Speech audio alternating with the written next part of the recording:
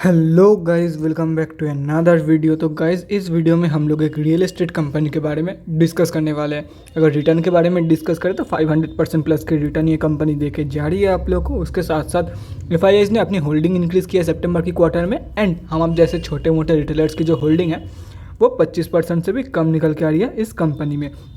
तो guys, basically हम लोग इस वीडियो में 3 पॉइंट्स कवर करेंगे। फर्स्ट पॉइंट है कंपनी की फंडामेंटल एनालिसिस। यहाँ पे हम लोग देखेंगे कि कंपनी कौन सी है एंड कंपनी फंडामेंटली कैसी है for investing purpose. Second point है वॉल्यूम एनालिसिस। यहाँ पे हम लोग देखो, ये टेक्निकल एनालिसिस की पार्ट है, लेकिन हम लोग अलग से देखते हैं एकदम डिटेल में फिगर्स के साथ। एंड थर्ड पॉइंट है टेक्निकल एनालिसिस। यहाँ पे हम लोग देखेंगे क्या इसकी स्विंग ट्रेडिंग के लेवल्स निकल के आ रही है, क्या इसकी टारगेट है एंड कहाँ पे आप लोग बाय करके चल सकते हो।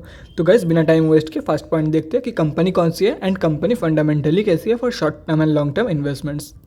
तो गाइस, यहाँ पे आप लोग कंपनी का नेम देख सकते हो, पर्सनल डेवलपर्स लिमिटेड। कंपनी जो है वो एक रियल एस्टेट से रिलेटेड कंपनी है। देखो गाइस, कौन सी प्रोजेक्ट्स में कंपनी काम कर रही है, कौन कौन है कंपनी में, अगर ये सब जानना है कंपनी के वेबसाइट में जाके जान सकते हो। बाकी एनएससी एंड बीएससी दोनों में ही लिस्टेड है। लगभग 1000 करोड़ के आसपास का कंपनी की मार्केट कैप है। स्टॉक का पी जो है वो यहाँ पे मेंशन्ड नहीं है।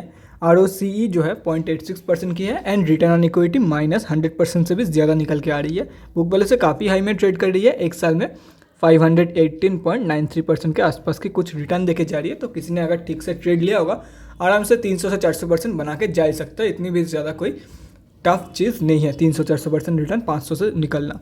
ठीक है, डिविडेंड नहीं देती है कंपनी। फेस वैल्यू 5 रुपये की है। प्रोज एंड कॉन्स के बारे में डिस्कस करें, प्रोज में कुछ भी नहीं है, कॉन्स में मैक्सिमम चीज़ें हैं। बुक वैल्यू से काफ़ी हाई में ट्रेड कर रही है। लो इंटरेस्ट कवरेज रेशियो, 3 साल की जो रिटर्न ऑन इक्विटी है वो लगभग -42% के आसपास है। Contingent liabilities of 1097.62 crore. Promoters की होल्डिंग भी 35% के आसपास प्लेज हो रखा है।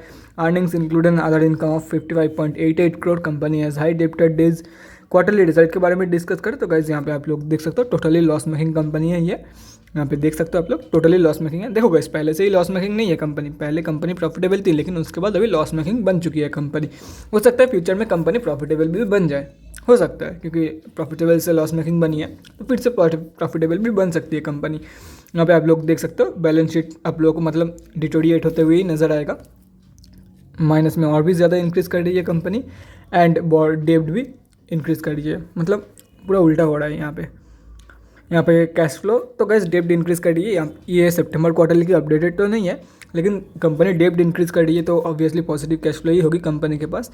उसके बाद अगर डिस्कस करें शेयर होल्डिंग पैटर्न, तो यहाँ पे आप लोग देख सकते हो एफआईआईज ने जो है 0.01% की अपनी होल्डिंग इंक्रीज़ किया है। ऊपर से अगर देखा जाए तो प्रोमोटर्स 3 सालों में अपनी होल्डिंग इंक्रीज़ किया है।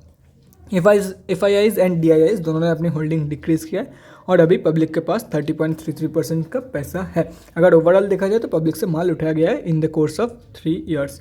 देख सकते हो आप लोग। पब्लिक में डिस्कस करें तो गैस, यहाँ पे बड़े बड़े रिटेलर्स की होल्डिंग है, मतलब तीन ही बड़े रिटेलर्स है। अगर ये सब कैलकुलेट करते हैं तो हम अब जैसे छोटे मोटे रिटेलर्स की जो होल्डिंग है वो 25% से भी कम निकल के आ रही है। अभी डिस्कस करते हैं कंपनी एक्चुअली फंडामेंटली कैसी है for short term and long term trades. देखो गाइस, कंपनी फंडामेंटली वीक है। बैलेंस शीट में भी आप लोग को दिख रहा होगा कंपनी और भी ज़्यादा मतलब ख़राब हो रही है। ठीक है, देखो मैं ये नहीं बोल रहा हूँ कि कंपनी लॉन्ग टर्म के लिए बुरी है या तो फिर इन्वेस्ट मत करो। देखो, कंपनी पहले भी प्रॉफिटेबल रही है, अभी लॉस मेकिंग बन चुकी है, तो हो सकता है इन फ्यूचर कंपनी प्रॉफिटेबल बन जाए।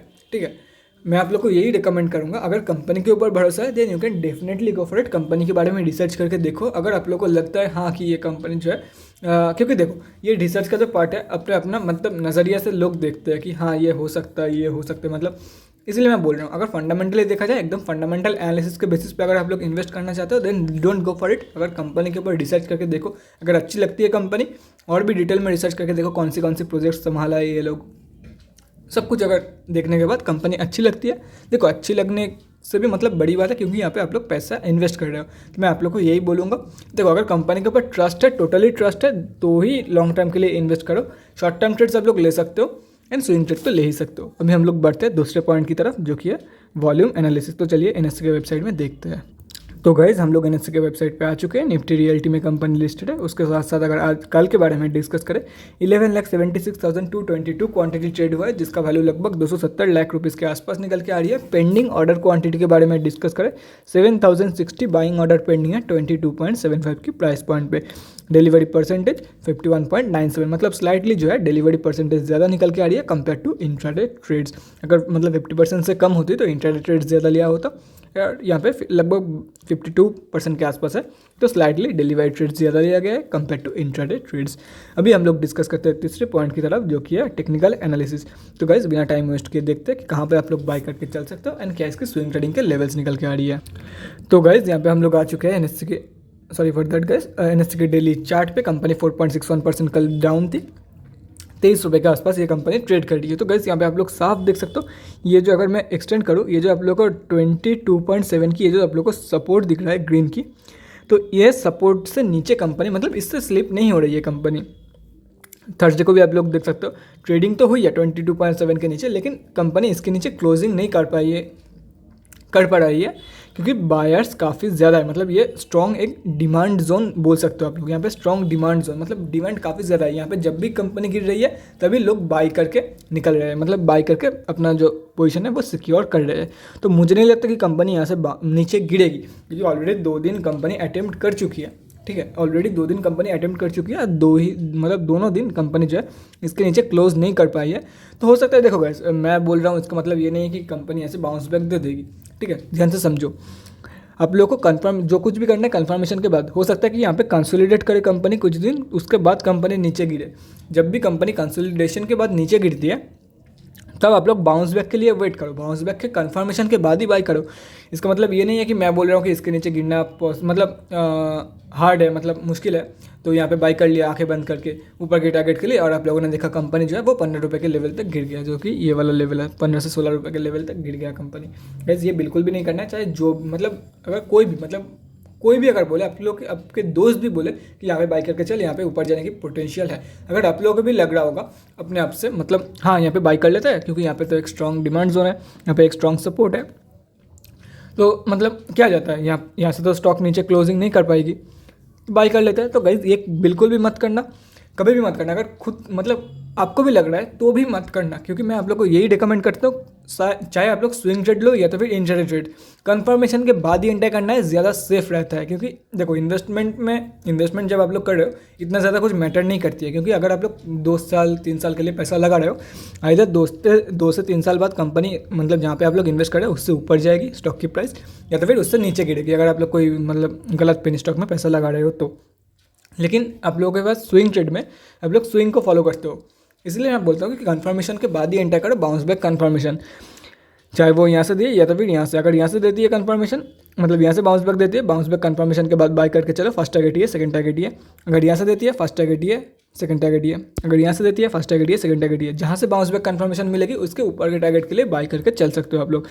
सारे के सारे टारगेट्स यहाँ पे देखो गाइस, यहाँ पे बहुत सारे लेवल्स है, इसलिए सब मिक्स हो गया होगा।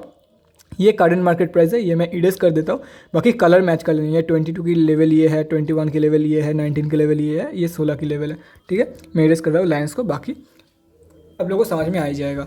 तो guys that's it for this video. अभी कंपनी कैसे परफॉर्म करती है देखो गाइज, अभी बाई बिल्कुल भी मत करना, कंफर्मेशन के बाद ही बाई करना है फॉर दी अपर टारगेट्स। ठीक है, एक स्क्रीनशॉट ले लेना इसकी, या तो फिर कहीं पे नोट डाउन कर लेना। तो guys that's it for this video. मैंने सारे के सारे पॉइंट्स आप लोगों को समझा दिया है, क्या करना है क्या नहीं।